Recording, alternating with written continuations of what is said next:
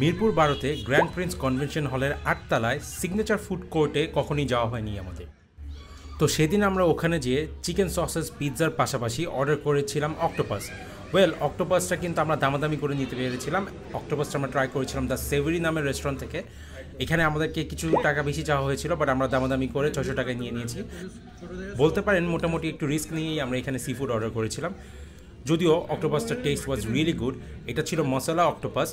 অক্টোপাসটা সাধারণত একটু চিউই হয়ে থাকে, বাট গ্রেভির ফ্লেভারটা খুবই নাইস ছিল।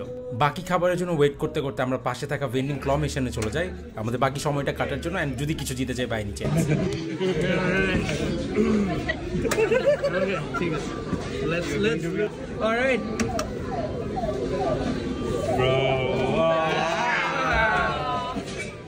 এত এক্সাইটেড হয়েও ভেন্ডিং মেশিনে কিছু না জেতার পর আমরা চিন্তা করি আমরা আমাদের খাওয়াতেই কনসেন্ট্রেট করি।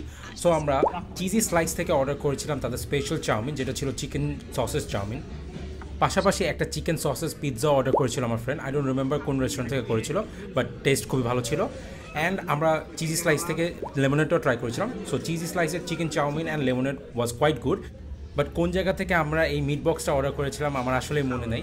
ইট ওয়াজ সো ব্যাড, খালি সস দিয়ে ভরা, ভিতরে কোনো টেস্টই নাই। তারপর প্লাস্টিক গ্লাভস দিয়ে আমার ফ্রেন্ডের সাথে ফাইজলামি করতে করতে I had to end our day, because খাওয়ার সময় এটা পড়তে ভুলে গেছিলাম। And finally signature food court is a good place to hang out with your friends.